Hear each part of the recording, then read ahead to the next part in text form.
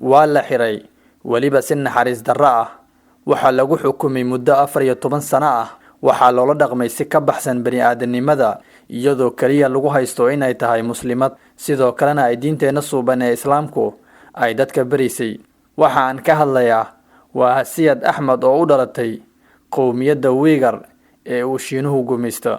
walaal sheergaray muuqaalkan, sidoo kalena u ducay hooyadan muslimadda ah inuu Alle ka saaro gacanta dowladdan arxanka daran ee Shiinayska ah.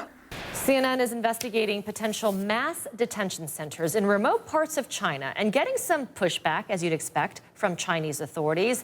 As many as 2 million Muslim majority Uyghurs are believed to be imprisoned in Xinjiang.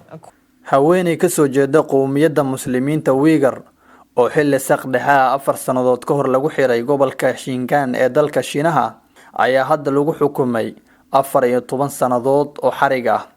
waxaa lagu eedeeyay in ay diinta islaamka barisay dhalinyaro xaafadeeda ku nool iyadoo qarinaysay nuqulada quraanka kariimka ah.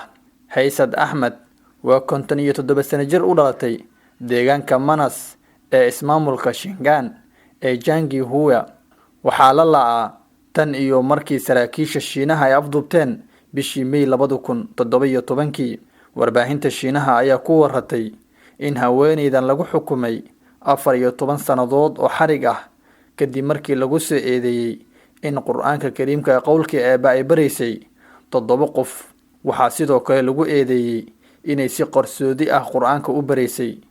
booliska ayaa la wareegay nuqullo ka mid ah quraanka kariimka sida ay sheegeen dad degan degmada Manas.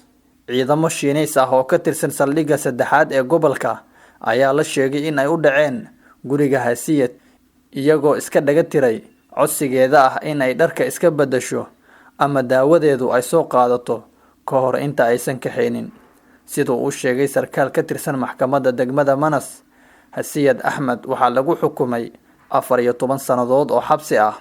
Shiinaha ayaa la aaminsan yahay inuu xirxiray in ka badan 1 milyan oo qof oo ka soo jeeda qowmiyadda Uyghurka iyo muslimiinta kale ee ku dhaqan gobolka Xinjiang oo ah gobol aad u weyn oo ku yaala waqooyiga galbeed ee dalka Shiinaha, hoyna u ah dadka loo yaqaan Turkic oo qabaylo kala duwan ah, intooda badanna ah dad muslimiin ah oo haysta diinteena suuban ee islaamka. dowladda ayaa gobolkaasi ka geysatay tacdiyo bini'aadanimo oo ay ka mid yihiin dadka in lagu qasbo shaqooyin iyo sidoo kale in habluhu lagula kaco kufsi iyo arxan darro. sidoo kale waxaa jiro cadeymo la helay in dad kumanaan ah ay weli ku jiraan xabsiyada howlgallada dadka lagu qabanayo ee gobolka Xinjiang, waxaana ay kordheen sanadkii 2017 iyo sanadkii 2018 sida lagu sheegay maqaal u qoray wargeyska New York Times. waxaa lagu kordhiyay ugu yaraan 230,000 oo qof, kuwaasoo qiyaastii 200,000 ka badan tirada la xiray sanadihii ka horreeyay. sida lagu xusay xogta xirxiridda dadka dambiilayaasha ah ee dowladda Shiinaha, dadka lagu xiray gobolka Xinjiang gudihiisa waxa ay noqdeen 22% sanadkii 2017 marka la barbar dhigo guud ahaan dadkii lagu xiray wadanka intiisa kale. tirada shacabka ee gobolkaasi ku nool waa 1.5% marka loo eego tirada guud ee shacabka Shiinaha. dadka lagu hayo xiriyaha xabsiga loo ekeysiyay waxa ay fursad u haystaan in la sii dayn karo, laakiin sii daynta gudaha gobolka Xinjiang ma ahan mid ka dhigan inaad xur tahay. dadka u dhunduleela arrimaha ka socda gobolka Xinjiang waxa ay sheegeen in ilaa 16,000 oo masjid laga dumiyay gobolkaasi. tiradaasi waa hal meel oo ka mid ah marka 3 meelood loo dhigo masjidyada ku yaala gobolka Xinjiang. nin magaciisa lagu soo koobay Maxamed oo ka mid ah dadka u dhashay qowmiyadda Uyghurka ee ka qaxay Xinjiang ayaa BBC-da u sheegay in aabihii la xiray sanadkii 2017 kadib markii uu sanado badan imaam u ahaa si nabad ah dadkana uu salaadaha ka bixin jiray. muddo sanado ka badan ayuu sheegay in uu xaaladda qoyskiisu kala socdo xog la soo gudbiyo oo kaliya maadaama uu aad ugu fog yahay suuragalna aysan ahayn inuu hadda tago.